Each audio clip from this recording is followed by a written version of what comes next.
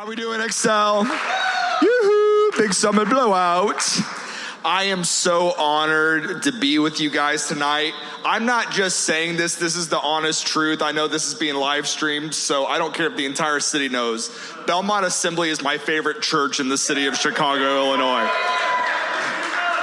When I think of Chicago, I think of Belmont, I think of Excel, I think of P. Joey, I think of Pastor Izzy and Sal and Edwin and a lot of your leaders here. I have visited this church more often than any other church in this city. Like, I feel like anytime I'm in this city, whether I'm invited to speak here or if I'm here for an ISM event, like we've done Speed the Light rallies and BGMC rallies here, whether I am here just to hang out, I feel like if I'm in the city, it would be disrespectful if I didn't stop by Belmont and I'm in this city, right? So I just really appreciate you guys, even if you don't know me, even if you're new to Excel, even if you've never been to one of the events where I'm working social media like Breakaway Camp or Momentum or Presence Conference or what have you, just know that I appreciate you guys and your church, and I'm honored to be here. It's been a minute since I've been here, though. The last time I spoke here was in 2021, but the last time I've been here just to even visit and hang out was in 2023. And my life has changed a lot in those past couple years. If you want to show that first picture of me and my wife, Angela. So last time, I had to look it up. I had to scroll through my phone to see the last time I was here. The last time I was here at Belmont was in May of 2023.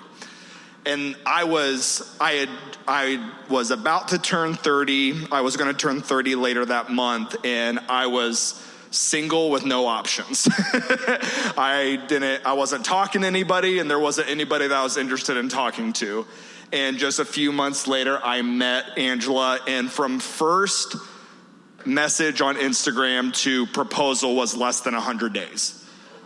So yeah, I do not recommend that timeline. Like, students in this room don't be like, all right, less than 100 days, like we're getting married. Like, I don't generally recommend that. Keep in mind, we were both in our 30s when we did that, and we were in a better place financially and mentally and emotionally to make those quick decisions. But I just want to say, like a quick word, my sermon's not about dating or relationships or anything like that, but I'm somebody who has had to exist in the dating environment of the 2020s.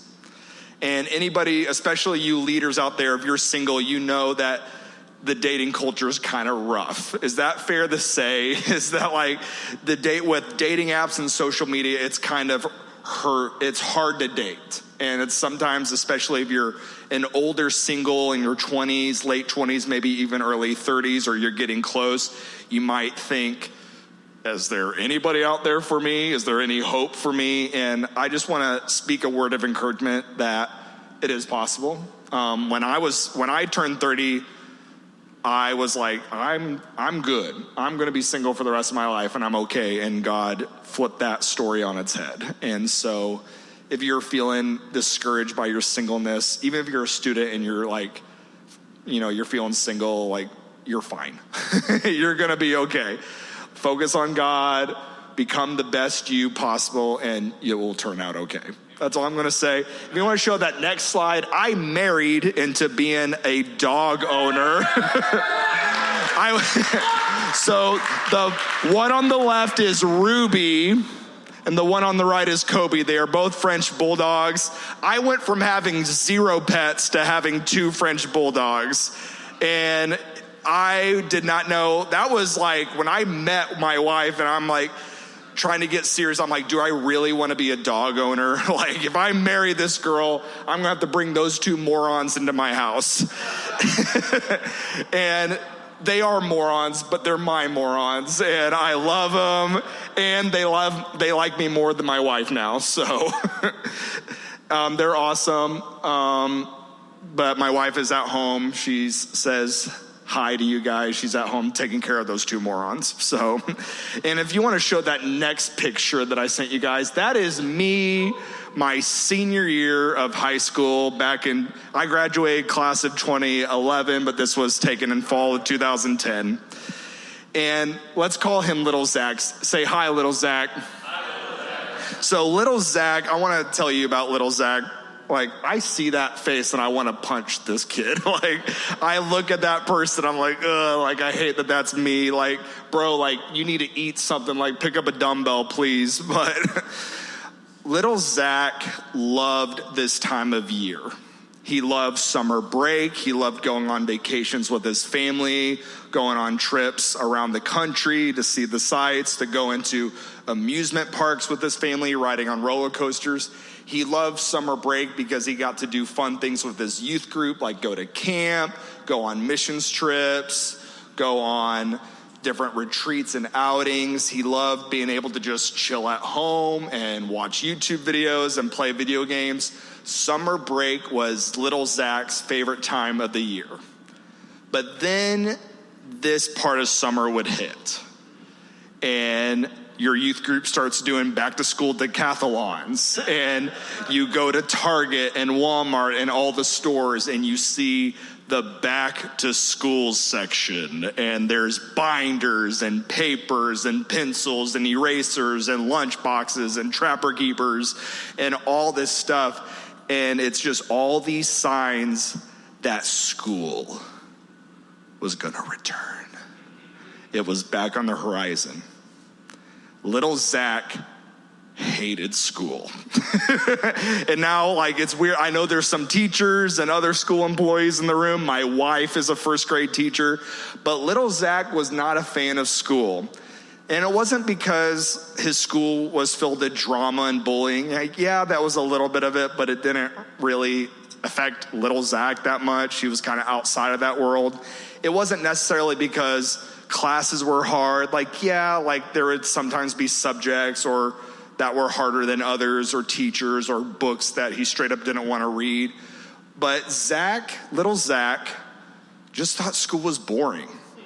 It was just not fun. Like, anybody like with me, like, raise your hand if you're like, school is just boring. Like, it feels like prison when you're there, and you're like, you just want, like, you wake up and you got to get dressed, and it's like, what time do you guys get to like school? Like at 8 o'clock and the 7 o'clocks? Like, I think about, my golly, like, you're waking up early, you got to get on the bus, get to school, and just sit there for 8 hours, and then you come home and you might have homework that you have to do. So you like are doing more, like, school, like, home is supposed to be my safe place, and school's invading it because I have to do this reading, or I have to do this discussion post, or I have to write this paper. Little Zach, anytime the school year was going on, he was like, if I can just make it to the weekend, if I can just make it to fall break, if I can just make it to winter break, if I can just make it to spring break, if I can just make it to summer break. And then eventually Little Zach gets to his senior year of high school, and he's like, if I can just make it to graduation, I will finally be free. But now I look back on that time of my life, that season as an adult, and I think about Little Zach's headspace and his mindset, his perspective on school. And I wish somebody could have had a talk to him and given him a different mindset about how he could have approached that season of life. So tonight, my goal with you guys, Excel, is I want to give you the talk that I wish somebody would have given Little Zach. I'm going to talk about the things that I wish somebody would have sat Little Zach down and said, hey, I know school's boring. I know you don't like this. I know you feel stuck in school. And if you're taking notes, either on your phone or your notebook, that's the title of tonight's message, is Stuck. Because here's the reality is, right now, by show of hands, who's middle school, like 6th, 7th, 8th grade? Like, raise your hand. Okay, who's in high school? So, like, okay. For however many years, whether you have all of middle school and high school left to go, or if you're a senior in this place and you have one more year to go, for the time being at least, you are stuck in school. There's nothing you can do about it. You have to finish school. It's kind of the law, right? You have to graduate so you can be a functioning adult in the real world. That is something, it is a rite of passage. You have to do it. You're stuck here. But you get to choose the mindset you have about being stuck. When little Zach was in school, let me tell you about the mindset. There's 3 different mindsets I'm going to talk about tonight. Let's talk about the first one. The first mindset I'm going to call withdrawal. If you want to take that down, write down. The first mindset you can have is withdrawal. That was the mindset that little Zach primarily lived in. And that's the mindset that most Christians, in America at least, live in. When it comes to the rest of the world, we want to withdraw from the world. We see what's going on in the world. We see the kind of music that they're listening to, the kind of laws that they're making, the kind of things that they're introducing in the culture, the movies they're making, the shows they're making, the content they're posting online. And we're like, that's bad. That's evil. That's sinful. We need to get away from all of this. And we're going to make our own music. We're going to create our own social media content. We're going to have our own Christian influencers. We're going to make our own Christian TV shows and movies. We're going to have a Christian version of all the cool things that the world likes. And we're going to hang out over here and hide away until Jesus comes back. And that's what I basically did my entire time in school. Is I would go to school. I didn't really talk to anybody. The only people I talked to in my classes were friends from youth group or people that I knew were Christians, usually. And then during lunch, what would I do? I would go to my youth group had our own table. Like a bunch of us from the same church had our own table in the lunchroom, and we sat at that table every single day. Sometimes even our youth pastor would visit and hang out with us during lunch every single Wednesday right before our weekly youth gathering. That was what we did. We withdrawed from the rest of the school. I didn't do any extracurricular activities. I wasn't in any sports, clearly.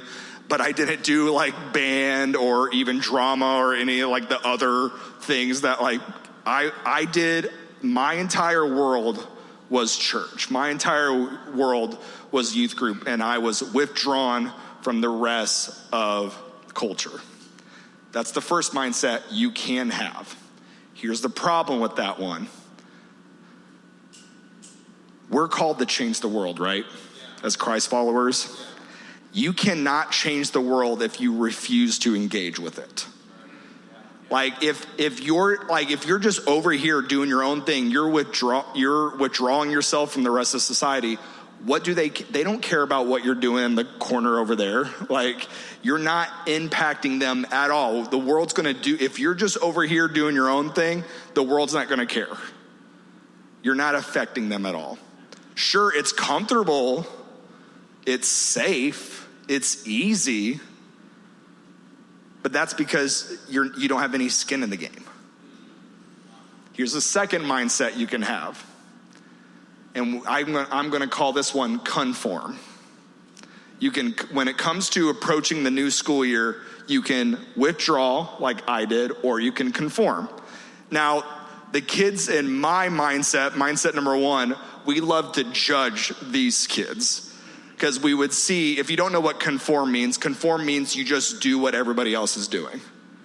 And so we would look at the students that we knew from our church that were like, oh man, they're going to church and they act one way, but then they go to school and they hang out with their school friends or the kids on their sports team or their kids on whoever they know at school. They act one way at church, or they act a completely different way at school, and they act a completely different way in church. Here, don't call anybody out, but who here knows what I'm talking about? You see that happen. So my group's judging them, be like, look at those hypocrites. They're not good Christians like us who are over here at our own table listening to our own Christian music and doing our own Christian thing. They're over there acting like the world, and then they're going to come to church and act a completely different way.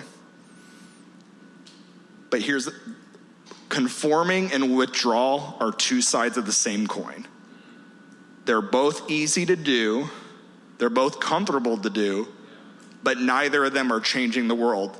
You're not going to change the world by withdrawing from it because you're refusing to engage with it. And you're not, just like what our DYD, Pastor Chris, says, a thing he likes to say all the time is, and this is the problem with conforming, is you can't change the world if you're just like it. That's the problem with conforming. So both of these mindsets are equally useless. They're accomplishing nothing, just in different ways, right? Those are the two most popular mindsets that you will see take place in this upcoming school year. So what is a better way? What's the way that God calls us to?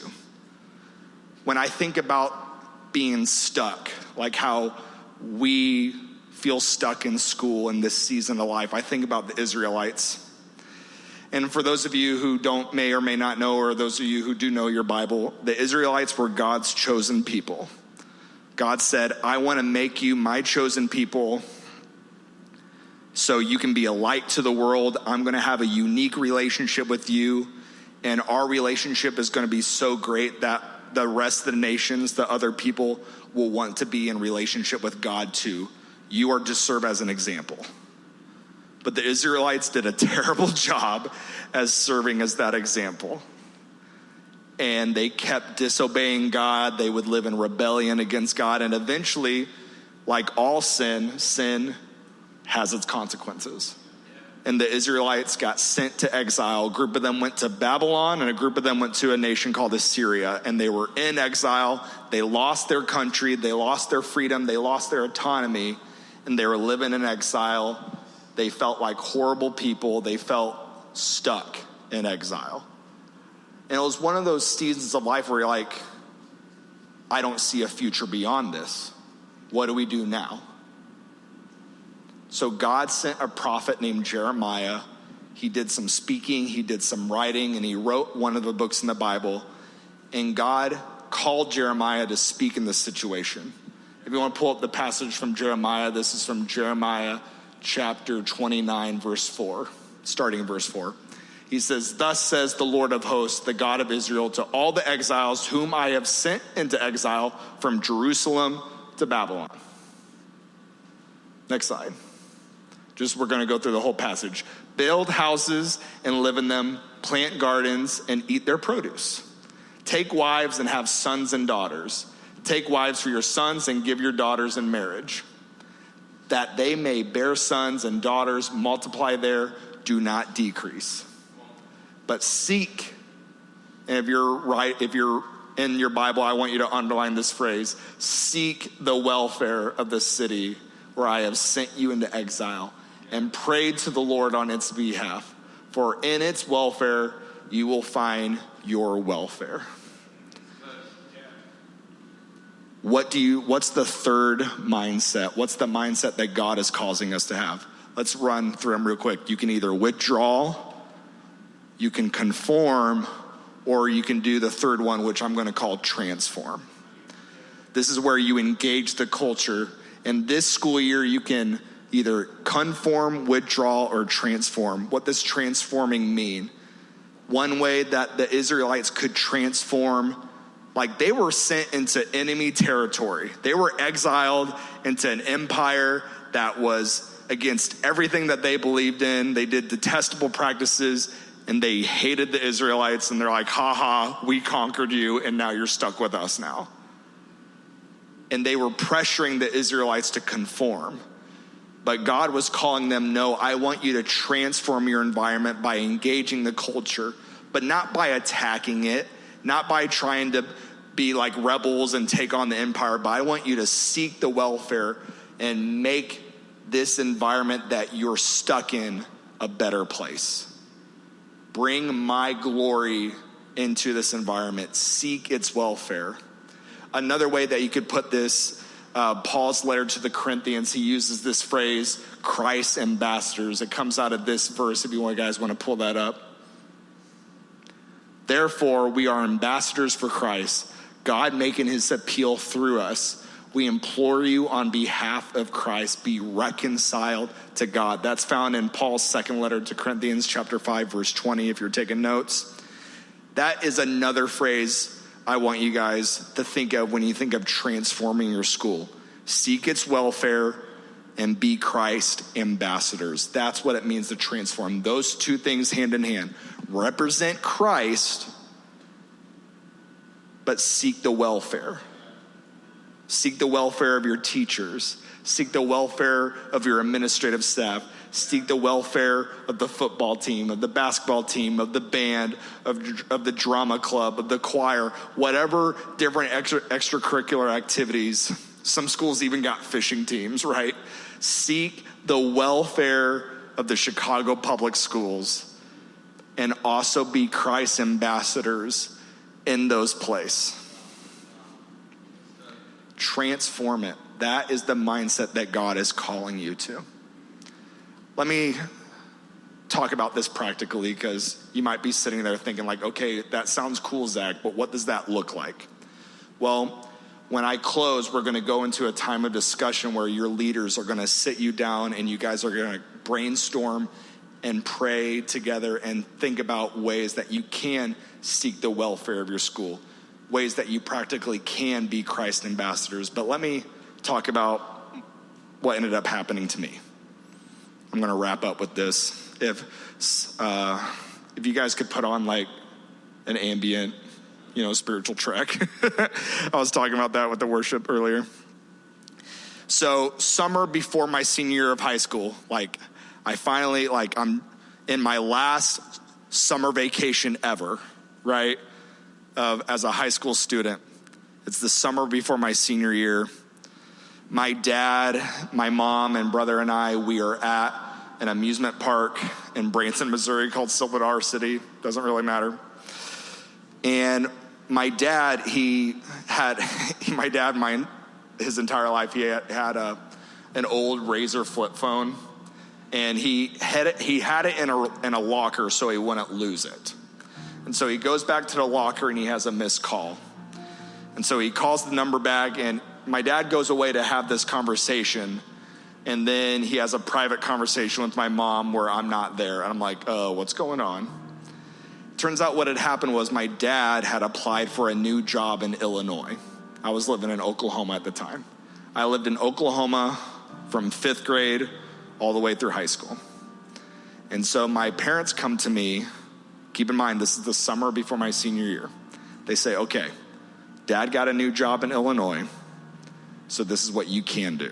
You can either graduate early in a semester and stay in Oklahoma, or you can do your senior year in Illinois. Just by show of hands, what would you do if you were me? Would you stay in Oklahoma and finish in one semester, or would you move to Illinois and do an entire year? If you choose semester Oklahoma, raise your hand. If you choose Illinois 1 year, raise your hand. Okay, see, so that's a dilemma, right? And there's pros and cons to each. But I ended up choosing stay in Oklahoma for a semester because I'm like, I hate school. You mean I can get done early? Sweet. I only had 1 year of English I really had to do because I had enough credits up to that point. So my senior semester was I had 1 semester in class English, second semester English online, and then the rest of my senior class schedule was dumb classes like crafts and weightlifting. It was just a bunch of dumb classes that I had to fill up my schedule. And one of those classes was a class called video production. Now, this was a brand new class, and I was interested in learning about video, but because the teacher didn't really know what he was doing, we basically just hung out for an hour every day, and it was the last class of the day. And I was the only Christian in that class, one of 2. And the teacher also happened to be a Christian. And the rest of the class were different students. Some had no church background, some had a little bit of church background, but now they ran away from it for different reasons. And because the class had little structure, it was just kind of us hanging out, I finally, for the first time in my entire school career, started building friendships with people who didn't go to my youth group, people who weren't Christians. I finally started opening up to them and having conversations with them. And it even got to the point where, like, okay, you know how, like, you have your school friends, but you don't really hang out after school? Like, school friends stay at school, but you're not my real friends, right, that I actually hang out with during the week. My school friends started becoming real friends. We would hang out after school, go out to eat, hang out on the weekends. And I wish I could stand up here and tell you, and then I preached the gospel to all of them, and they all got saved, and like there was revival at my school. That didn't happen. But seeds were planted. For the first time in my life, I was having conversations about Jesus with people who didn't know him. And they got to share their story with me, and I got to get their perspective so I could understand what it was like not to know Jesus. And so, yes, there wasn't any salvation story moment. None of them got water. I didn't water baptize any of them. But seeds were planted.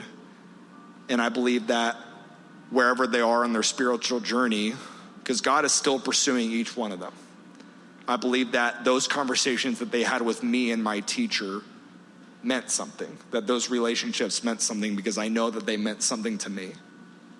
And unfortunately, I had one semester to build those relationships, but some of them ended up coming to my church because I had a going away party at the end of that semester, so it was cool to see that my time with them meant something. I wish that a fire like that had been lit under my butt before I had only one semester left to go to make an impact. Because had someone had this talk with me that I'm having with you guys right now, who knows where those students could be? Maybe I would have ended up bringing them to church.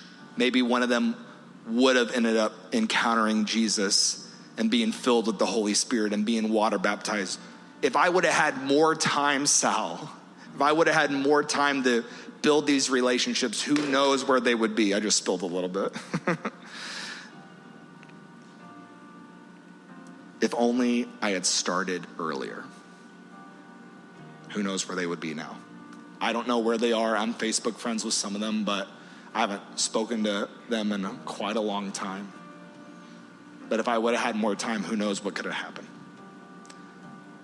My time's up. It's been up for over a decade. But y'all still got time. I'm not stuck in school anymore, but you guys are. But I want you guys to have the right mindset. You're there, you're stuck in school. You can either withdraw from everybody and not engage them. You can either conform and just act like them and not change the world because you're just like them. Or you can choose to have a transforming mindset, seeking the welfare of the people around you and representing Christ in all that you do. Speaking truth, but still being a force of love. I want Excel students to walk in the Holy Spirit's presence as they go through their schools, where you guys are the kindest, most hardworking, loving students in your schools, to where people know that there's something different about you.